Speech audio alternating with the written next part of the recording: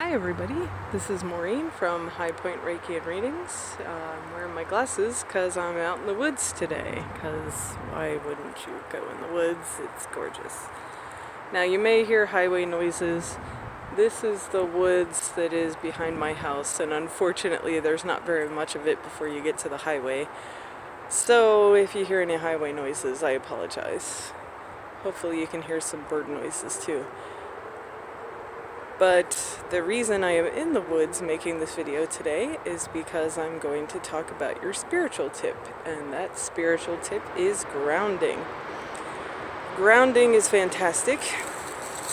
I love being in nature, so just being in nature brings my stress level from a 10 to like a 3, if not better. In fact, sometimes I come out in the woods and I almost feel like I'm going to forget to go home. I don't know if that makes sense, or if any of you have that feeling, but it's just this even with the highway noise, it's this incredible detachment from squares and boxes, which, I feel like our buildings kind of represent in a way. But also, there's no roads out here. There's no trail in these woods back here, which is kind of cool, but that's why I'm not walking while I record this, because I could very well hurt myself. But it's interesting to walk through here and see the cycles that happen. Like right now, I'm just going to show you. Those are all the leaves that fell in the fall. And, the fall reminds us that even though we lose things sometimes, it's to grow newer, more beautiful things. And just reminding yourself of those cycles kind of puts things into a nice perspective. But also your connection to the earth, and the closer the better. I don't have my shoes off currently, but some people do that. I have seen snakes out here before, so that makes me extra nervous.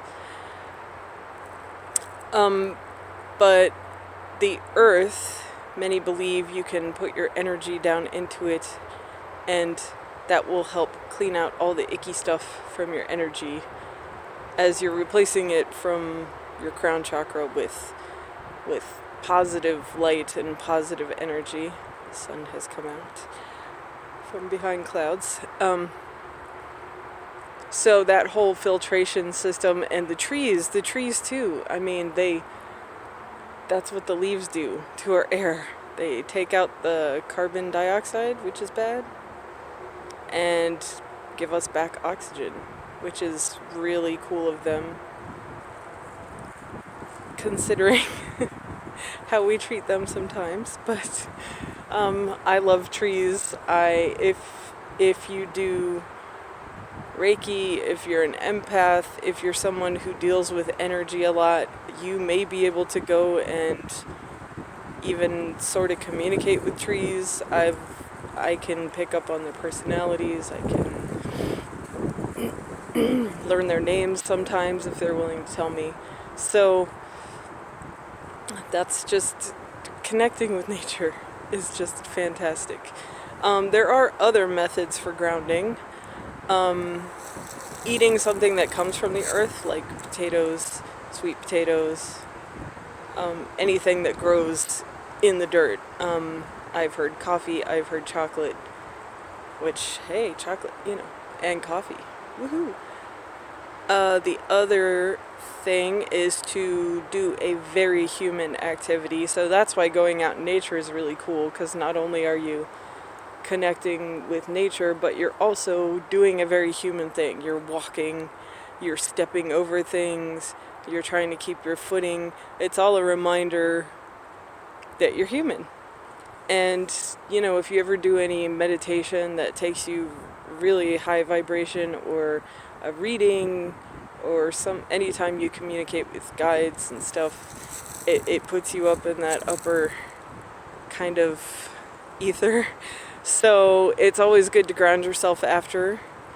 It'll bring your energy back to normal. It'll remind you that you're human. You may have some conflict with that, but unfortunately you are human. So You should try not to forget that. Also, it feels good to be grounded. For me, it does, at least.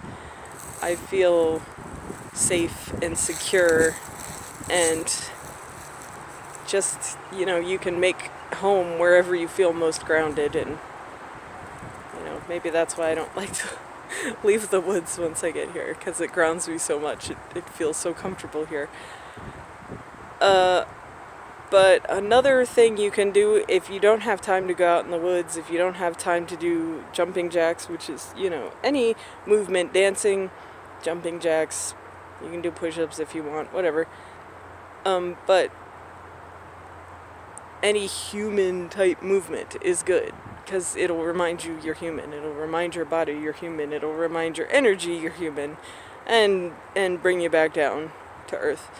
And if you're in a position where you don't have the time, you feel yourself like up here and you want to be here because there's something crazy about to happen or happening, you can ask your guides. In a pinch, I wouldn't recommend this to be your only grounding technique, but you could say, please ground me 100%. Say that 3 times and you should feel back to yourself. Taking a strong stance, so like standing with your feet shoulder width apart, and making sure you're sturdy and steady. That's the good position to have if you're looking to ground your energy. Or sitting cross-legged, things like that too, where you don't feel like you're going to tip over or fall or something like that. Something that makes you feel very sturdy. And sorry, a bug just flew by. And grounding is a good way, my guides were telling me earlier, it's actually helpful in integration. So if you feel like there's ideas and thoughts and concepts that you're kind of getting the idea about, but they haven't fully entered your being in a way you can completely translate, grounding is a good thing to do, because that'll help. They're already in your aura, so if you ground yourself, that'll help pull the energy in a bit more, and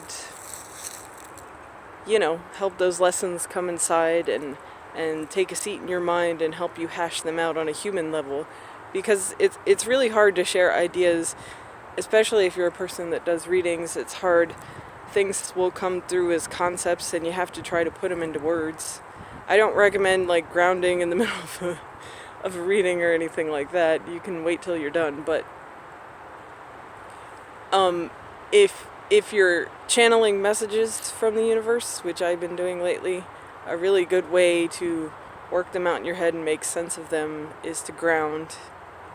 And that will help you get it to a place where you can understand it better and put it in a format that other humans will be able to understand.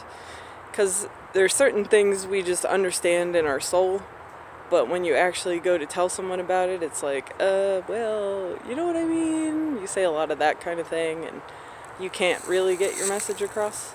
So, my guides are saying that integration helps with that, and grounding is a good tool in the process of integration. It's not the whole thing.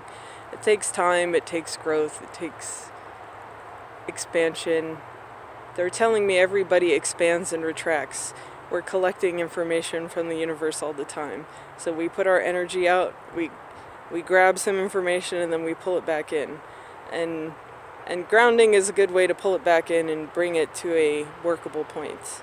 And I just want to mention at the end here real quick before I run out of time that I also offer a grounding Reiki. So if you have a lot of trouble grounding, you can go to my website, highpointreikiandreadings.com, book yourself a Reiki appointment. It's only $30. You get intuitive messages with it. And if you need specific help with grounding, then let me know and I will give you the grounding Reiki. It's pretty awesome. I feel like, stone from the waist down. So give it a try. Have a good day, and I'll talk to you later. Bye.